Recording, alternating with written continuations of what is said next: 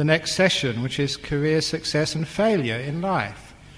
Because it's not just in your career, in your business, but it's also your career in your community, in your village, or even in your country, let alone a country in our world. Because remember, they started off as talking about a relationship with yourself, and then relationship in your family, especially in your marriage. Now relationship with your world, with other people, which is also a relationship with other religions, with other races, with other ways of doing things. So we can not just have a successful career in our business, we can also have a successful life. Because what use is a successful career if there's some sort of war and there's no peace to enjoy the fruits of your labours? So it's important to learn how to have relationships which actually transcend ourselves, which go off into our business, into our clients, our customers, and also further out into the world. And these Buddhist principles do apply in those areas as well. Sometimes that people misunderstand what I say about living simply and being content. Does that mean you're not allowed to be rich? Not allowed to be wealthy? Are all Buddhists supposed to be poor? If that was the case, it would be a waste of time me trying to raise funds for my retreat centre. No, the point was, and the Buddha made it very clear, that wealth is fine as long as it's earned properly. In other words, according to Dhamma, not exploiting other people, but earned because of your hard work, because of your skill, your ingenuity. And if it's earned in the right way, he said, marvellous, well done, it's a result of your good karma. You're meant to be wealthy, so well done. But use your wealth appropriately, the Buddha advised, for your own enjoyment, for your family, be invested for the future, and also for society, such as monasteries, such as hospitals. That is to split it 4 ways, the Buddha said. But that being said, that to be successful in life, which all of us intend to be, it takes a lot of hard work, but also Buddhist principles can actually assist in having success in your company. As many of you would know, in a company, in any sort of business, you have to be very sharp, very alert, because sometimes there are possibilities, there are opportunities to make good business, and those people who succeed are the ones who are sharp enough to spot those opportunities early and are resourceful enough to take hold of those opportunities to exploit them and to make their wealth. One of my monks used to be a stockbroker, and he said as soon as people know about those rumours on the street, it's too late. As a stockbroker, you've got to be sharp enough, clever enough to see it before the ordinary person knows about it. And you can understand, to have that degree of sharpness in a business, you have to have a very mindful and alert consciousness, which is the first thing I wanted to emphasize here. In the same way that in a marriage you have to be sensitive to each other. In business you have to be sensitive to the markets, to your customers, to your suppliers. And that sensitivity is so important. Especially sensitivity to markets, because too many businesses go under because they become lazy. They may have had a product which has worked last year and they think it's going to work again this year. They don't adapt, they don't change. And because they don't adapt to changing market needs, of course their business goes under. You always have to adapt. Even like myself as a monk, I always have to find new stories, new jokes. If I keep telling the same old stories and the same old jokes, you're not going to come again. I have to change my product every year to give a new launch. So it applies the same, and I have to be sensitive to my audience. Like you're talking about like sexuality, I have to actually see how far can I go with you. If I go too far, you get sort of upset. If I don't go far enough, I say, what's the point? So that sensitivity is also important in my career, in my business, the monk business, not the monkey business, the monk business, as it is in your business as well. And I've seen that many, many times, that when a business is really sensitive to their client base, their customers, In other words, they're always keeping on listening to what the client needs, what the customers want. I remember reading about Dell Computers, and when the fellow who founded that, one of the reasons why he had a very good growth, he listened to his customers, and he actually adapted the computers, which he got, very cheaply. He changed them to make them more friendly to his client base. And also to get, I think it was the first one to get a 24-hour service, customer service, if anyone had any problems with using their computers. And because of his innovation, because he was sensitive, he found out what his customers needed. Now, of course, that is now one of the biggest companies in the world. In the space of just 20 years or 25 years, not that long. And you can see why that worked. Sensitivity, what in Buddhism we call mindfulness, alertness. So to be successful in your career, if you're in business, or say you're a doctor, or you're just like a bus driver, you've got to be sensitive to the traffic. You've got to be sensitive to the customers. You've got to be sensitive to your boss. Now, there's a time to stand up to your boss and say, no, look, I can't do that. But there's also a time to walk away and not to upset that boss. Otherwise, you'll be out. So that sensitivity to the people employing you, but also the sensitivity to the people you're serving, will make you adapt to the time and place. One of my cousins, who was a salesman, and he would always say that whenever you went to see a customer, sometimes you realized straight away it was the wrong time to try and sell your product. All you could do is say hello, goodbye, and get out as quick as you could. And because he developed that sensitivity, he became a very successful salesperson. There's other times he knew he could actually push the product and get a sale. Without that mindfulness, that sensitivity, he would never be able to do that. Also, in a company, as you would know, or say as a doctor, or anything else you do in your life, so much of today's work is done in a team, because the amount of knowledge and experience and expertise is too great for any one person. We have to learn how to work together, which is why that book, Emotional Intelligence, showed that the people who made the best advances in research and development were not those people who were brilliant, who got the top marks at university, but those people who had made their contacts. If they had a problem, they knew who to email to get an answer straight away. And it was that networking ability which actually gave people Nobel Prizes and became successful in their careers. And to be able to network means you have to communicate with other people, you have to be sensitive, you have to form those relationships. That's why he called that book Emotional Intelligence, which is I know it's been around a long time, but it's a very good book to read. It's very Buddhist. It's actually showing just for success in life, you have to have that ability to cooperate, to be sensitive, to learn from other people, and to work together. In the same way you learn how to work together in a family, the same way you learn to work together with yourself, with your defilements, what I said in the first session, this is what you also do in a company. And there'll be many case studies of successful companies whose success comes from their ethic of a community, their ethic of working together, of being a team, of not working against each other. One of the first times I heard about this was when one of my disciples migrated from Western Germany. This was before unification. He just wanted a better, sunnier lifestyle in Australia rather than in cold Northern Europe. And this was a time the West German economy was one of the strongest in the world. I think Japan and West Germany were even stronger than the US economy at this time. And when he went to work in some electronic field in Western Australia, he told me that his co-workers were just talking to him and saying the reason why the West German economy was so strong at that time was because the Germans worked so hard. He said, no, they don't. He said, I have to work much harder here in Australia.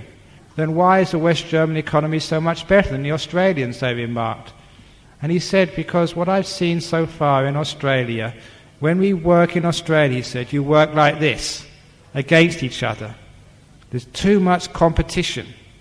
But he said in West Germany, when we work together in the same direction. There's more cooperation. And he said that was the reason why at that time the West German economy was so strong, because they had learned how to cooperate, to work together as a team with a common goal, rather than thinking how I can get past my person in the office so I can get the promotion first. They have to have that sort of cooperation to have success in life.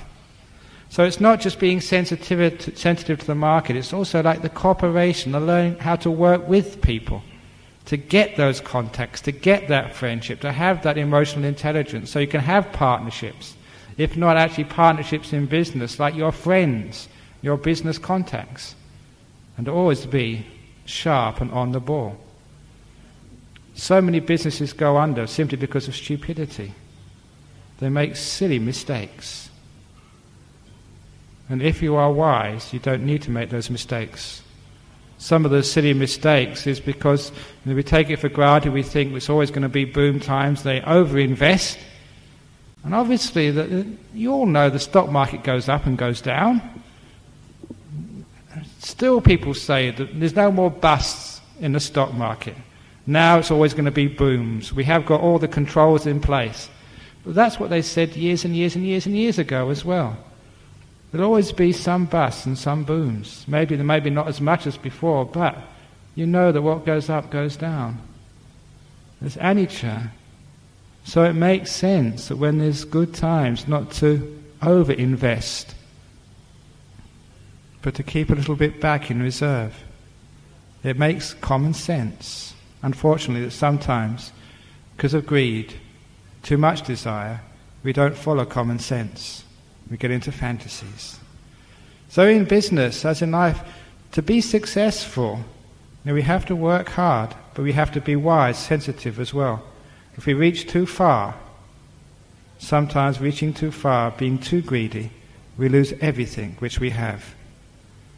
So by understanding that, we can learn how to be innovative, how to be sensible, how to be wise. And many, many Buddhists become very, very successful that way. Also, we understand, in business, because people have to work so hard, because it's always tough in business, always was, always will be, sometimes to be successful we have to have other abilities which our competitors don't have. And one of those great abilities which we can develop as Buddhists is the ability just to take time out again. Just like, as I was saying, if you're having an argument with your wife, put your hand up and say, "Quiet time, please." If you're having some stress in your office, put up your own hand and say, "Let's have some quiet time." Which modern executives in the US have done. They have time-out rooms in most of the major corporations in the US. These are rooms in the headquarters where the mobile phones can't reach. I don't know how they do it. They put some electronic devices to cut out all mobile phone access. So once the executive goes in that room, they are free. The mobile phone, even if they take it with them, the signal can't reach them. And no secretary can go in there. No one can call them. It's a time-out room. And the reason why they have these and the reason why the executives use these things is because it's not just hard work which is important for success. Some people think it's just brute force. The same in meditation. It's just brute force. I'm going to sit, and I'm going to be successful in my meditation. I'm going to work. I'm going to be successful in business. No, that doesn't work. Sometimes you need to have efficiency. Efficiency in your relationship, efficiency in your own mind, efficiency in your business. And to be able to do that, you can understand as a few minutes of rest makes you see things more clearly. When you see things more clearly, you don't make so many mistakes in business. When you don't make so many mistakes in business, you're far more successful. Sometimes people ask, what does Ajahn Brahm know about this? You're a monk, you never started in business. Some years ago, I went in Western Australia, they were having a seminar on road transport in that state, and I was invited along to attend. And during the seminar, there was one person did an interview with me on shipping. And so I gave him my advice on transport and shipping.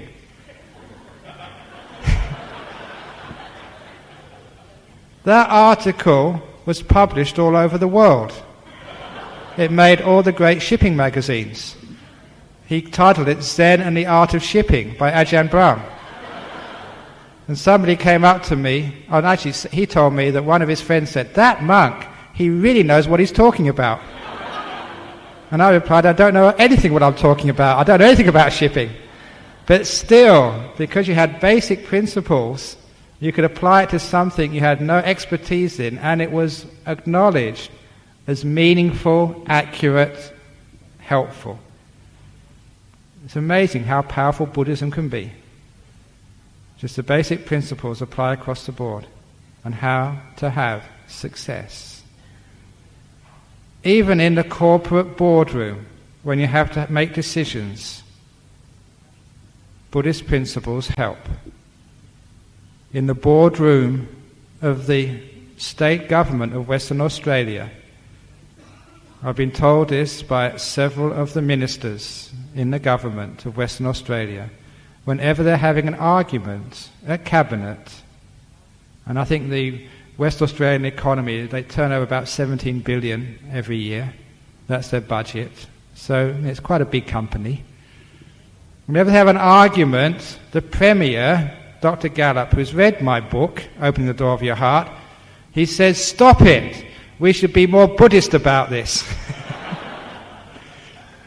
As he does. Because what he realizes is that if you're arguing, no one's listening to each other, and you're not going to make wise decisions. So he's actually using Buddhist principles to have success in government as a politician. And one of the sayings in that book, which he reminded me of, he said, the saying I like the most, which I'm using every day in my political life, he said, is don't allow other people to control your happiness. I'm not allowing the media to control my happiness anymore. Because sometimes being a top politician in Western countries, any top politician always gets a very, very hard press. People always criticize him for not doing enough. Small faults are acknowledged in the press. All the good things which they've done never get mentioned. So very often the press was giving him such a hard time, and he said, I'm not going to allow that to make me unhappy anymore, thanks to my book. So see, these principles can actually, even in big business, in politics, can actually help you. Instead of wasting time getting upset what other people say about you, instead of wasting time arguing, instead of losing great opportunities, you can actually be more efficient, more clear, and thereby give yourself a greater chance for success. Also, that we have such Buddhist principles as compassion and kindness, and that's also important in business, because if you have a little bit of compassion and care for others, again you have your networks, people look after you, you look after them. As you know, so many deals are done on trust. On one of the first global conferences we had, there was a friend, Colin Ash, because I've known him for many years. He was on the committee of the Buddhist Society of London, and when I was visiting my mother, I went to give many talks down there. He's also on the board of the Bank of England. He's a professor of economics, at that time anyway, at Reading University. So when he came to the global conference, he was an old friend I met, and he gave a talk on the economic benefit of monks and nuns. It's a fascinating subject. Because he said, as an economist, you should understand that one of the ways to have economic growth in any community is to have an increase in population, lots of children. That's important because the children need schooling, they need homes, they need sort of resources like refrigerators, white goods or whatever. That keeps the economy turning over. He said monks and nuns are hopeless for that part of the economy. But he said the positive side of monks and nuns to a economy, which is actually the positive side of Buddhism or religion to any economy, how to have success. He said one of the biggest problems in any economy, what really cuts back the GDP, is what's called transaction costs. And he made it very simple. What transaction costs are is if you're buying a product, you've got to know that that product is actually is according to the specifications. A lot of the time it's not. The company sells you that product, but doesn't live up to what they say it can do. And because of that, there's a lot of mistrust. A lot of things get sent back. And that's called the first part of transaction costs. When the seller does not actually tell the truth about their product. And number two is the customer sometimes doesn't pay, or doesn't pay on time, or pays many, many weeks, months afterwards. That's the other part of the transaction cost, when the customer's not honest. And as you know that so much problems in business come from having faulty products or by not getting the money from your customers. And because of that, you have to factor in a lot of money which gets lost in transaction costs. And he was saying if there was more honesty in the world of business, those transaction costs would go down and the GDP would go up. Everybody would do better. And he said the one positive thing about monks and nuns or religions in the world is it promotes greater honesty, payment on time, trust, keeping your promises. And he said because of that, countries should be more successful, the more honest they are. And I think you can understand that in business, just how many times people have cheated you. They said they're going to give this product at a certain time and they don't. You have to ring them up, you have to chase them up, and part of your staff wastes a lot of time just worrying about getting that product on time. Wouldn't it be wonderful if you had a company and they say, we're going to deliver it on Tuesday, and every time they did deliver it on Tuesday at that time? Or if you were couriering a bank draft to Perth and you knew it would actually get there at that time, because apparently they couriered the bank draft to my airfare and it still hasn't arrived, apparently. Because sometimes the companies, they say one thing and they do another. They don't tell the truth. And you have to wait for things. And that can ruin your business. So if there's more honesty in this world, there's more success in business. Things go much better in life. So what I'm saying here is actually to get success in life, we have to build up those relationships of trust, honesty, sensitivity to one another, and then our transaction costs go down. We don't waste so many of our resources. Things run more smoothly. Honesty. And you can't tell other people to be honest. You can only tell yourself to be honest. Start with you first. And the more honest people we have in this world, the more trustworthy people we have in this world, the more success which we have in this world. This is actually how we build success in our businesses. But even with the best will in the world, that sometimes you have a business idea and sometimes it just doesn't work.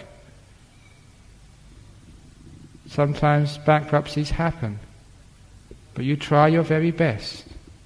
So sometimes you do come across failure. But sometimes you wonder, is it really failure after all? You tried your best. How can that be failure?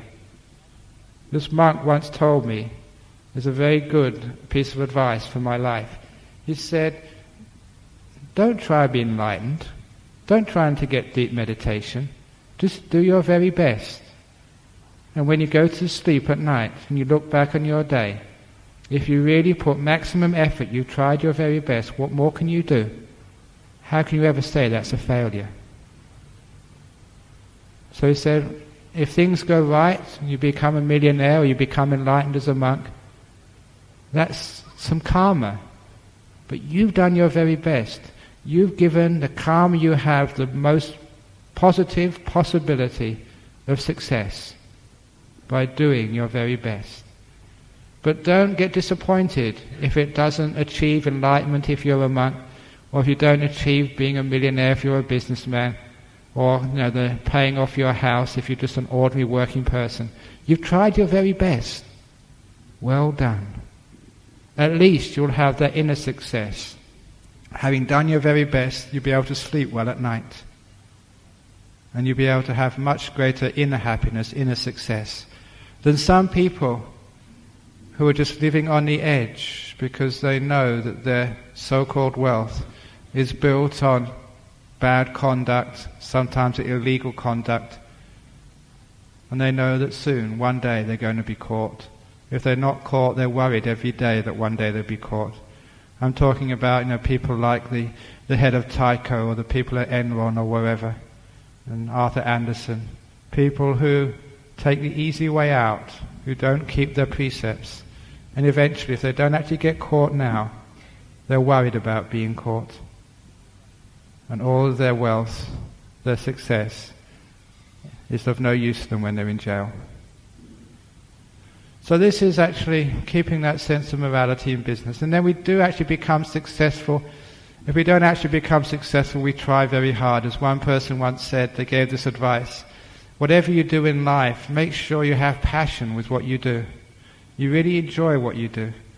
Because if you enjoy what you do, it might be a business venture, it might be just being a nurse, whatever else, then you become successful because you really enjoy what you're doing. And if it's a business a venture, you're passionate about it, you give it everything you've got, even if it fails, you said you've had a wonderful time.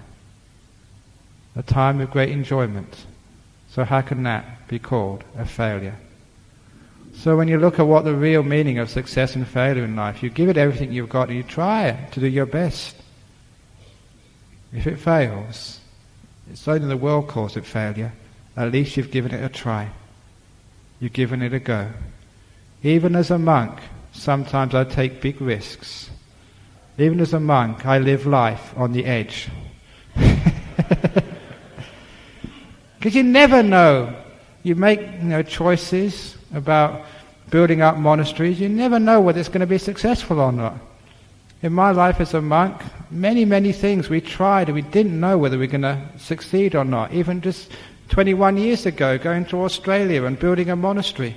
We didn't know whether that was going to succeed, and actually most people thought, we're stupid going to that place. If you're going to go to a place, at least go to Sydney where there's a big population. Why go to Perth of all places to build a monastery? But we went there, and it was very hard work. We kept on going. Many people thought we'd never make it, but we did, because we kept on going year after year after year after year. It was 21 years it took to build a monastery. It's a long time. It's not like, okay, let's make a collection, we're going to build it this year. And we had to do it slowly, because at first no one trusted us. Even the Thai people, they came up to me afterwards and they say, when you two monks first came here, we didn't know who you were. We didn't know whether you were real monks or not. Why should we give money to you if you're just going to be here for 6 months and then go somewhere else? So for the first year, most of the people just looked at us, checked us out, to see what our conduct was like. And when they saw just how well we practiced and how hard we worked, as monks, those first year was tough. We used to get up, was it 3 o'clock in the morning in those days? Actually, it was easy to get up at 3 o'clock, I'll tell you why later on. And you get up there and you try and do some meditation, and at first light you were working, mixing concrete, laying bricks, sawing wood, because there was no place to stay. We had to build. And you'd keep on working. Sometimes, you'd have your lunch. After lunch was finished, back working, no rest, until you couldn't see anymore. And because there was no place to wash, we'd take water from the dam. You've seen a picture of the dam up there earlier today, in buckets, and throw it over yourself. By that time, the wind was up, it was freezing. But you had to, because you were so dirty. And then you went to sleep. The first place I had to sleep was that door I mentioned in the book with ribs on. That wasn't the problem. The problem was, in about midnight, you'd always get this strong wind would come from the east, and it would wake you up. So you only had about 2 or 3 hours sleep. So it didn't matter about, you're already awake at midnight, so it doesn't matter about getting up at 3 o'clock. And you work like that, day in, day out. It was tough, and no one was helping us. But because people saw just how committed we were and how hard we worked, after 1 year, people really got behind us and they started donating. And that's because of our passion for a monastery. Doesn't matter how long it takes, I'm going to build this, I'm going to do this. That's why it worked. Some years later, we decided to start a nuns' monastery. That was really on the edge, because that hadn't been done before. Like a Theravada nuns' monastery just for women, for no one else. And of course people thought, that's not going to work either. But it inspired people, we got donations, and we got a good nun to lead it. And that's been very successful. Now you start a retreat centre, I start all these other things which you get on doing. Is it going to be successful or not? Sometimes you just make those decisions. Let's go for it out of faith. This is a good thing, a retreat centre or whatever.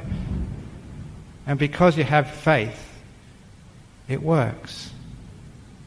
And you're going to give it everything you've got. It don't matter how long it takes. That way you'll always find success. In Buddhism we call it the 4 Iddhipadas, the road to success. You have your goal and you apply your mind, you give it energy, but always you investigate as well to find better ways of doing it.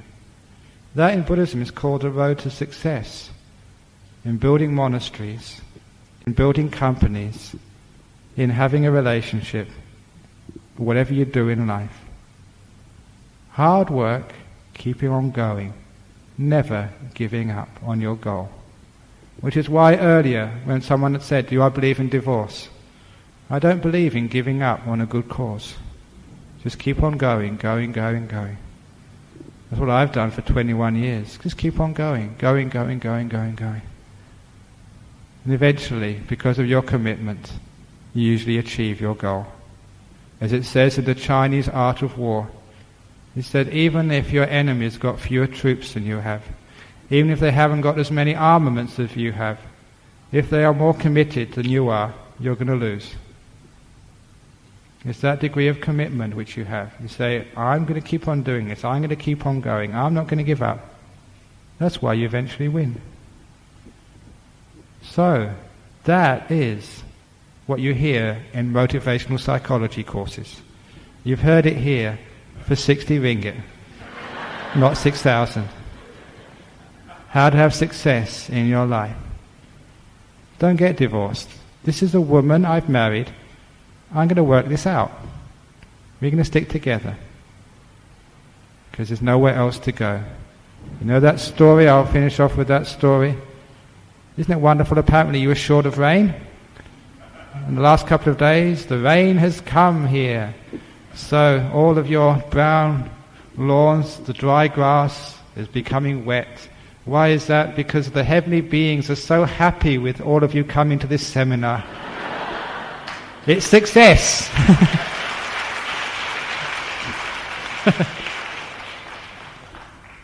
So if you keep on going and you work hard, you'll always be successful in life. That's certainly the story of my life. I consider myself a successful monk. It's not easy. It's been hard work. And because of that, you build up this wonderful relationship with so many people all over the world. How do I get that relationship? Why do so many people come here and I've got so many friends in KL? It's because you look at each person and everyone is important. When I was signing these books at the tea break, somebody remarked just how neat my handwriting was. And I said, because I care for every person who comes up here. I care enough. You've come up here, you've bought my book. I'm going to write a neat signature for you. Because I care. That's why I'm successful. If you have that same degree of care with every one of your customers, because those were my customers.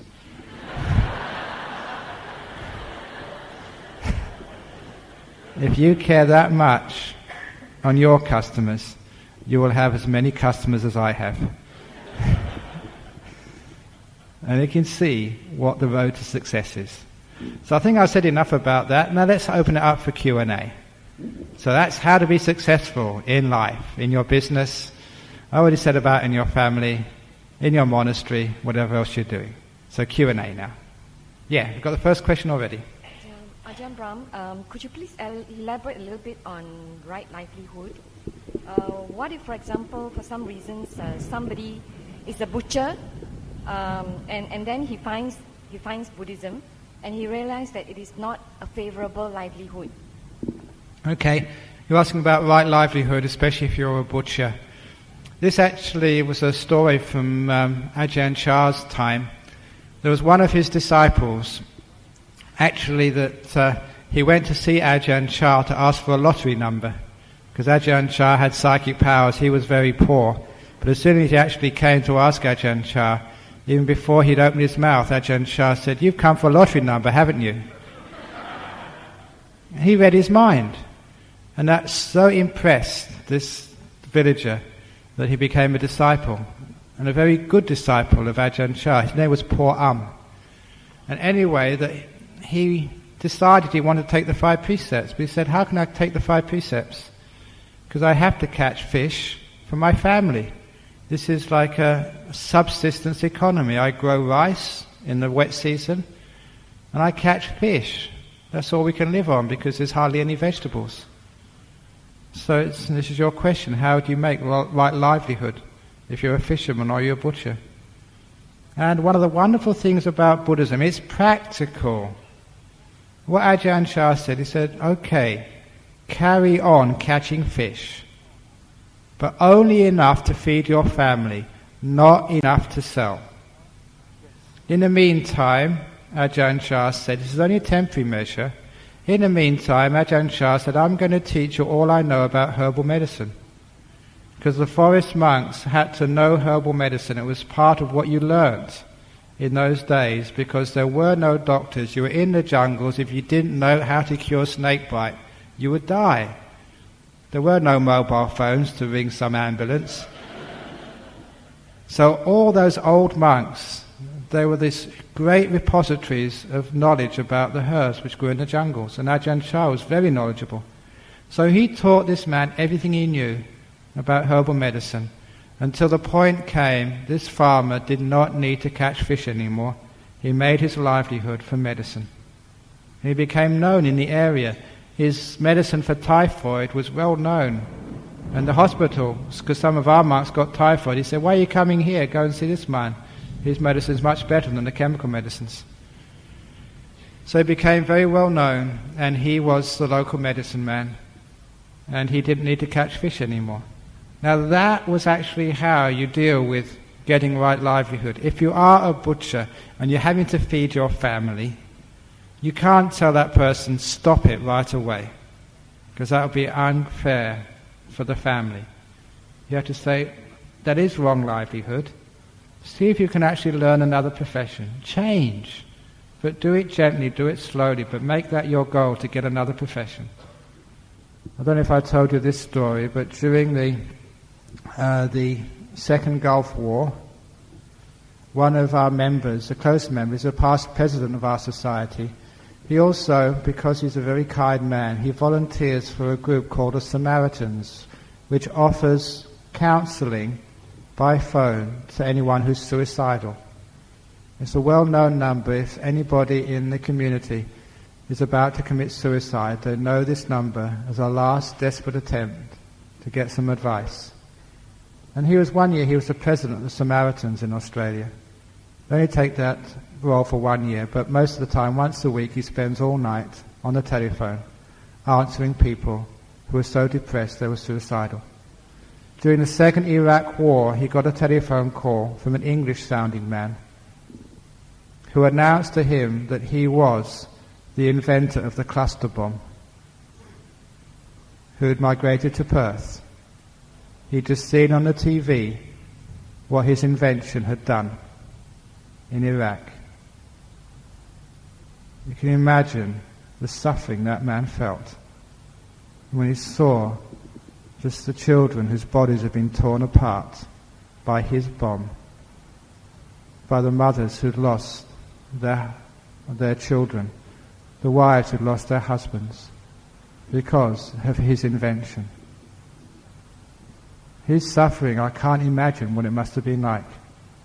I don't know if he managed to talk him out of committing suicide, but that must have been one of the toughest assignments, to try and talk the inventor of a cluster bomb out of killing himself, when he saw the effect of his invention on the television.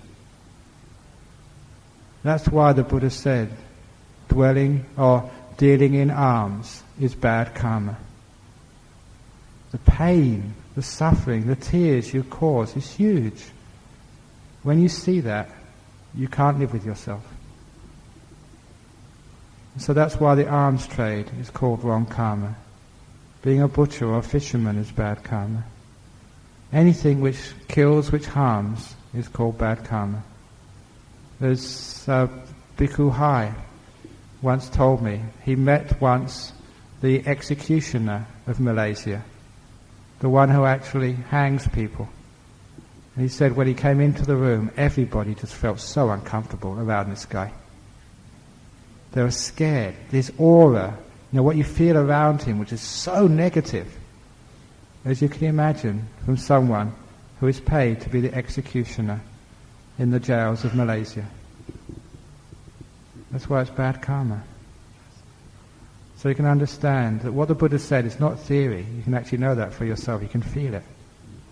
So it's much better to take a cut in salary and get an increase in karma, good karma, than actually do bad karma by having bad livelihood. You'll feel much better about yourself afterwards. Hope that answers the question. Go next question, yeah?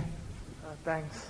My question is, through the past hour, right, Ajahn Brahm, you have been saying that cooperation is vital to guarantee a healthy living relationship.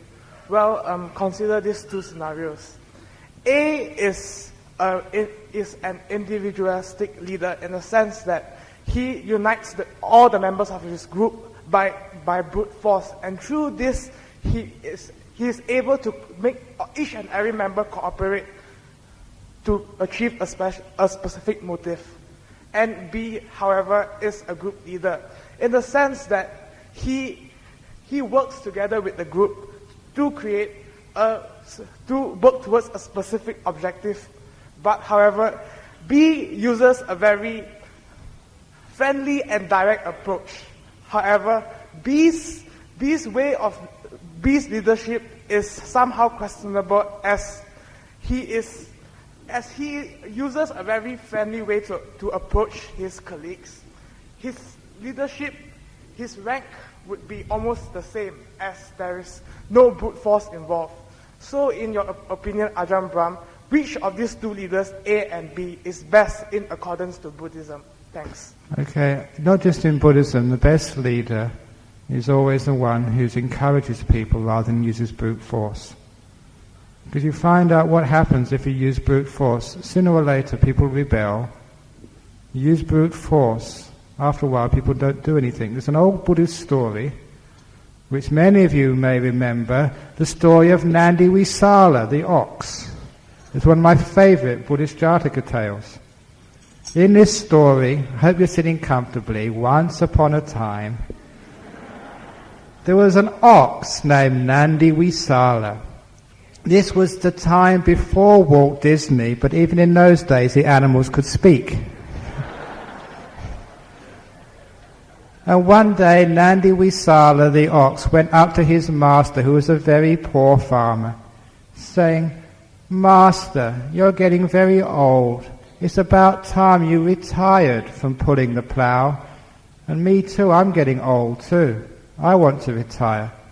And the master said, "Nandi Visala, you've been such a good ox to me, but how can I retire? I don't earn that much. I got a big family. I haven't got enough money to retire. I'll probably have to work till I die." And Nandi Visala said, "Yes, I know that, but I've got a plan. I am very strong. I am probably the strongest ox in the whole of India. Now there's a man in the village who's very wealthy, who likes to gamble. Why don't you go up to him and say that my ox, Nandi Visala, is so strong he can pull 100 carts full of stones all tied together?" And his master said, "Look, Nandi Visala, you're a very strong ox, but you can't do that." "Yeah, I can." "You sure?" "Yeah, now you go and make a bet. $100,000 US.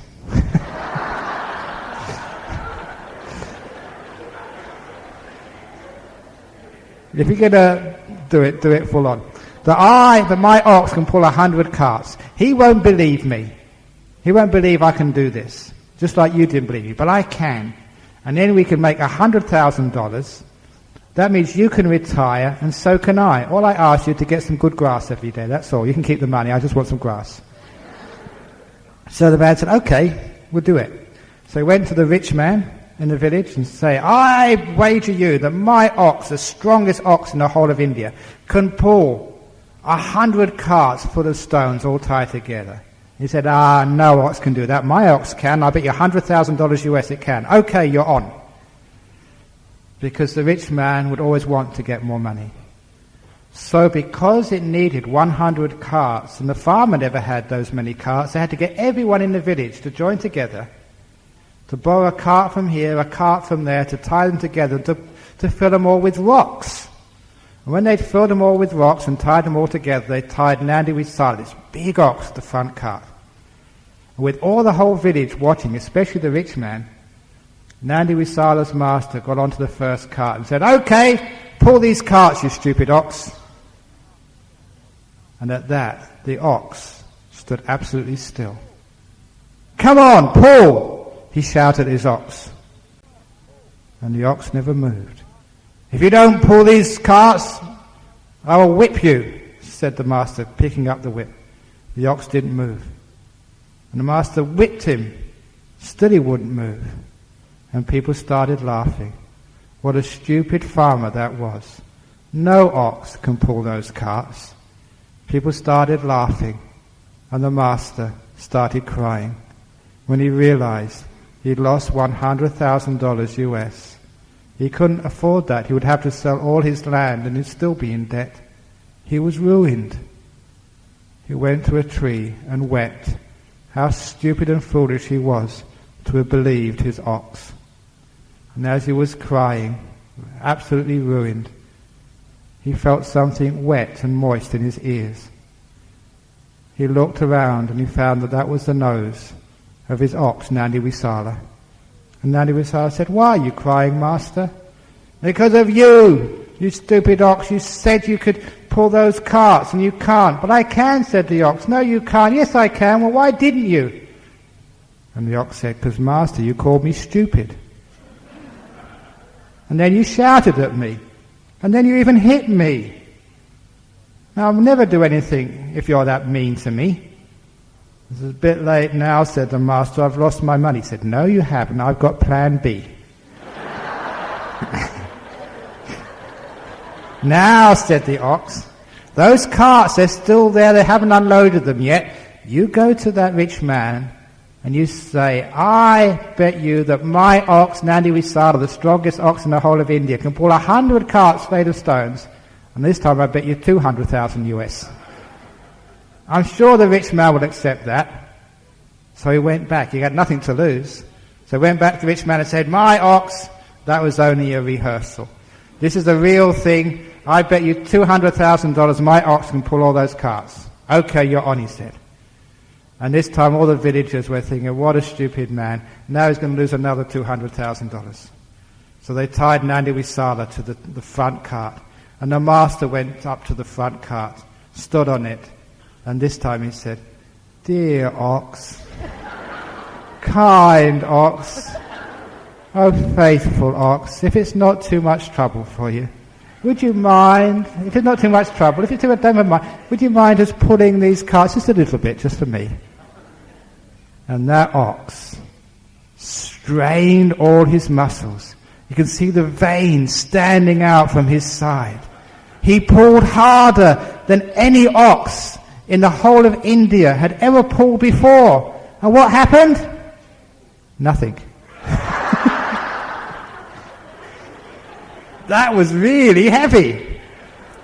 So the master said, look, stop it, never mind. You've been such a good ox to me. If we can't do this, I don't want to kill you. Let go. And those few kind words, that ox strained again. This time there was sweat coming out from his brow. The veins were even more protruding. And this time he pulled harder than any ox had ever pulled in the whole history, not just of India, of the whole earth, Malaysia included. And he pulled so hard. And what happened? Nothing, yeah.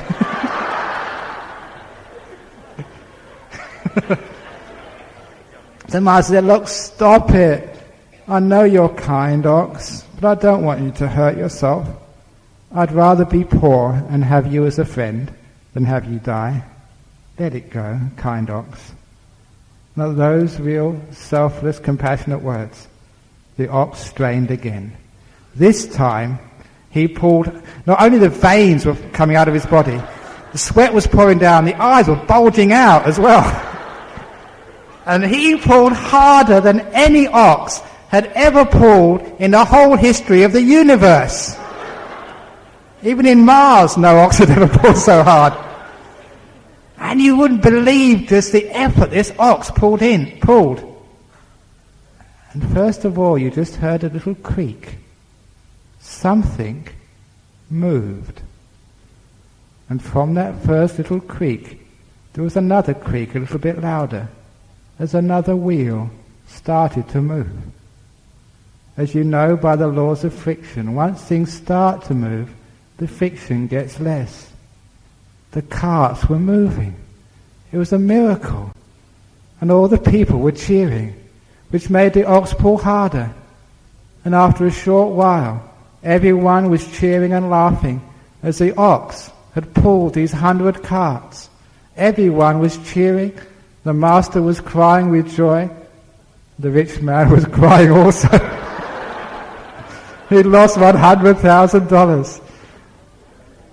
No, because he owed him $100,000 before. He got $200,000, so it's $100,000 up.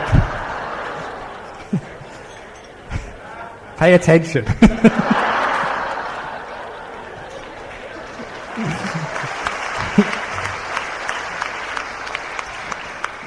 So in the end, the master could retire, and the ox spent the last years of his life just eating grass, having a wonderful time, never needed to pull the plough again. The story of Nandi Wisala, the ox. And the moral of that story was, if you treat someone with kindness, they will work much harder for you. So, if you want that nice new dress from your husband, dear husband, kind husband, if it's too much trouble, don't worry about it.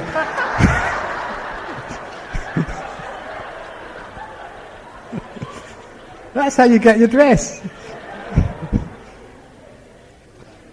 Dear members of BGF, if it's not too much trouble about my retreat centre, if it's too much trouble, don't worry about it.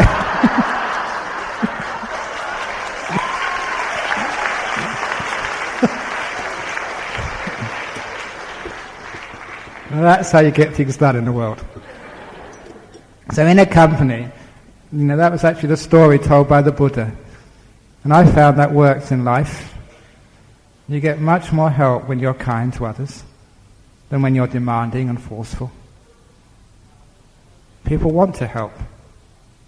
And they really just pull harder than they should be able to pull if it's out of kindness. I don't know what you've been doing for the tsunami. Last Sunday in Perth we had a fundraiser for the tsunami, and I couldn't believe just how hard people pulled together for that. I was just more exhausted than I've been for many years. So was everybody else. But we raised so much, and people were so happy. Simply because we're all working together for a good cause. Kindness. Never needed to order anyone around. Just, if it's not too much trouble, please come and give a hand. And they all did. That's how I've worked in my life, and it's been successful. Any one of you who've ever been to my monastery in Perth, you spent time there, I will guarantee that you'll never have heard me shout at my monks, not once. I don't think I've ever shouted at my monks. I just encourage them. And that's why there's so many good monks at my monastery. You get much more out of them with kindness. So that's the answer to your question.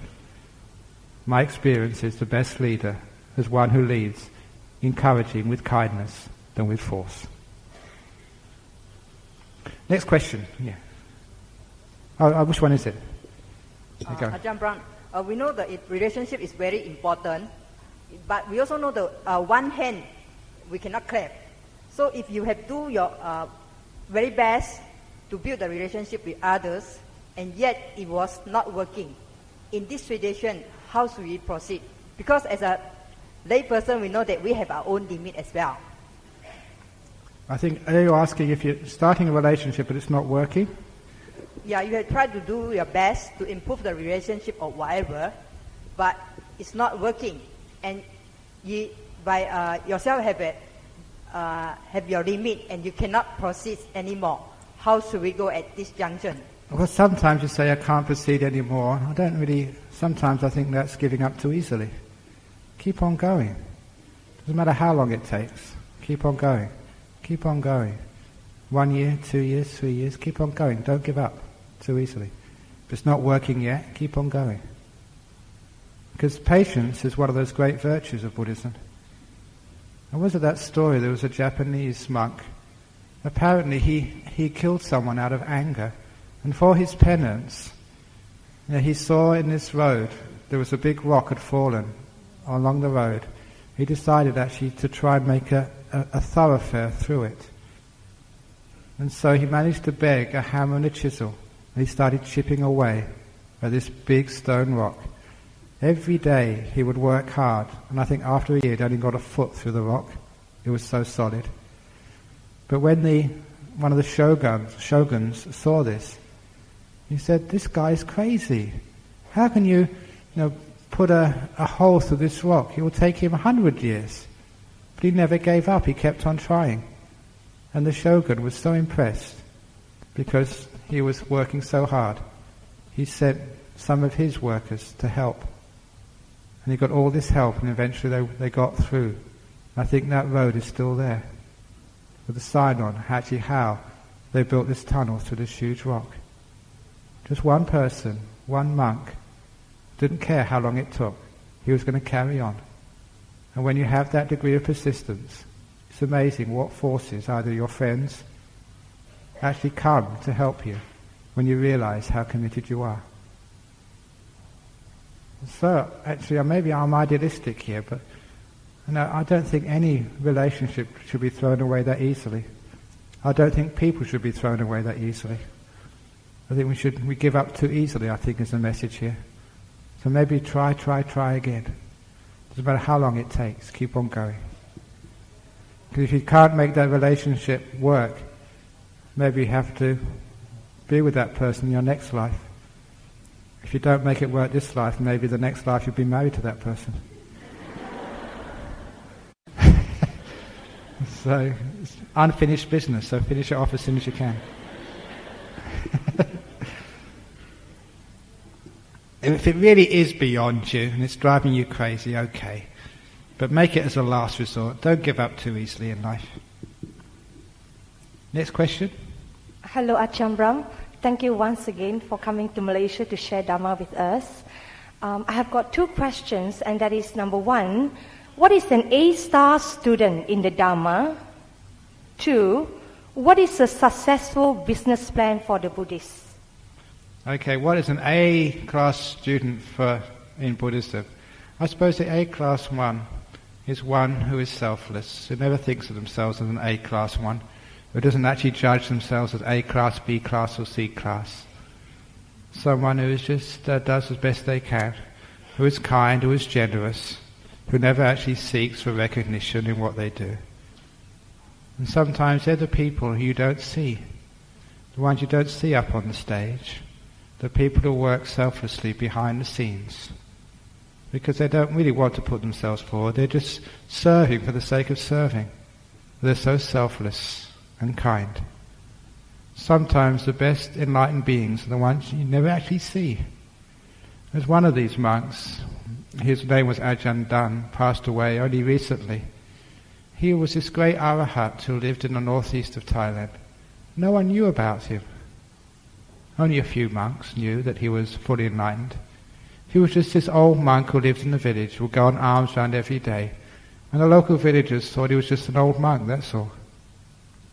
Because he was so selfless, so pure, that he just disappeared. Sometimes that's the A-class student in Buddhism. Someone who's let go of their ego so much. They're just there to serve. They never argue with you. They're always there to help. I think that's really the A-class student. And the selfless, or the best business plan for a Buddhist is actually to do your duties in the world. If you're a wife, do your duties to your husband. If you're a mother, your duties to your children. You're a daughter, your duties to your parents. If you're a husband, do your duties to your wife. Be selfless in those duties. Do your duties to your parents, to your children. And that's the business plan of life, doing duties. And if you really want to build up a business, remember your business, no matter what business it is all part of like the service to the community. If there wasn't like air companies, I would not be able to come to Malaysia to give a talk. So I've got gratitude. Actually, I flew Singapore Airlines. I've got gratitude to Singapore Airlines for flying me here to give Dhamma. So those people are working, say, for the air companies, or for the people who produced the car which drove me here. Every job has got a place. It's an important part of our life. So don't think your job is unimportant.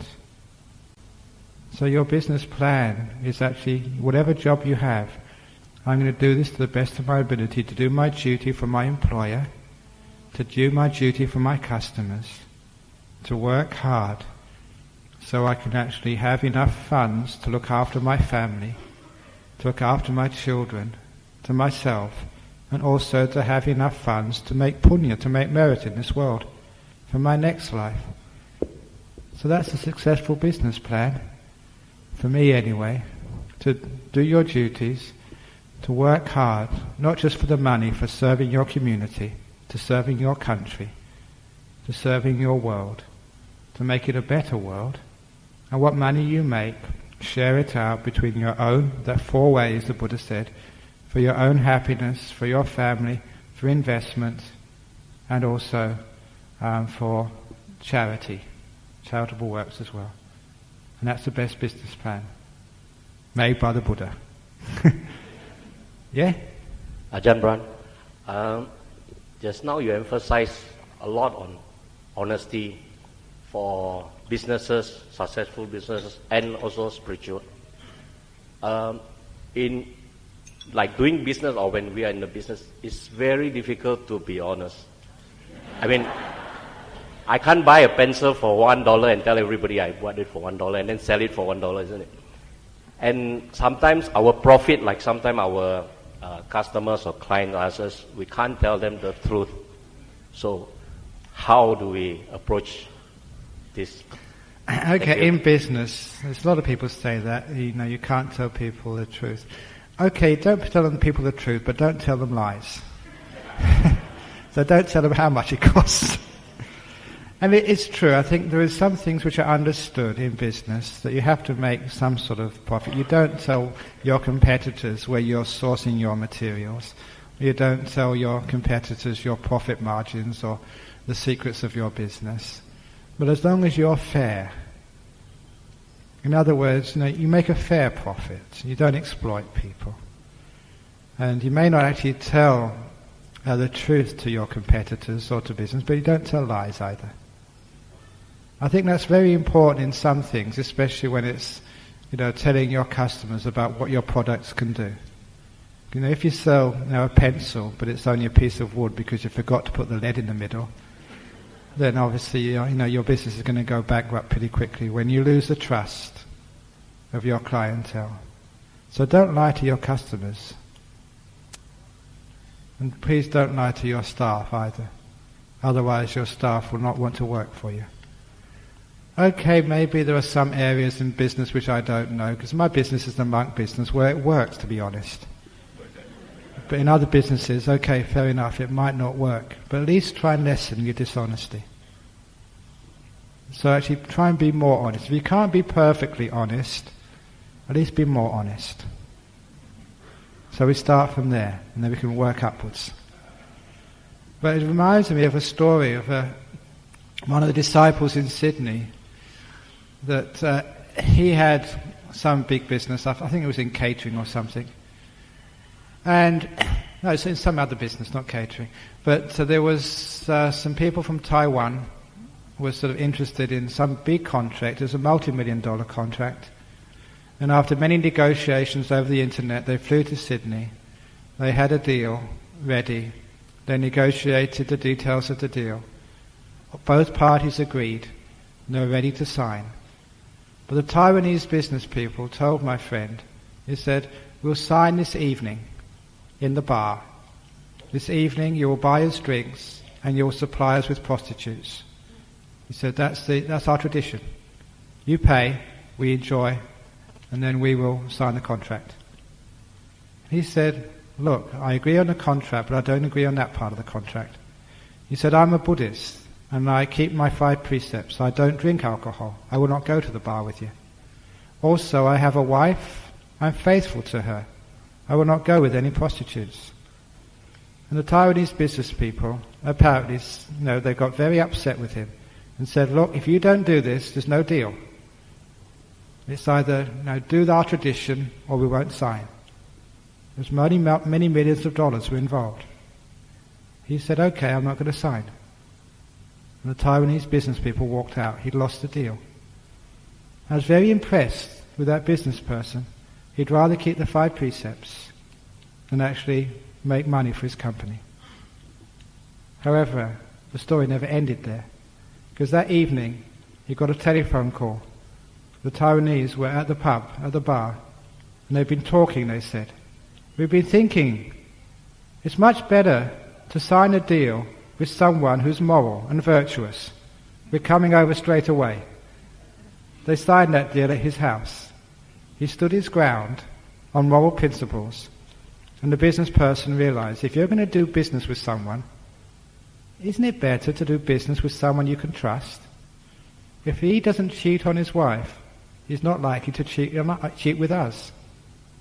So they signed that deal. He got the contract because he kept his precepts. And a beautiful story. Does it make sense with you? If you're doing a deal with someone, would you like to do a deal with someone who cheats on their wife? Who goes and gets drunk? Is that a trustworthy business to deal with? Or would you rather sign a business deal with someone who's honest and virtuous, someone you can trust?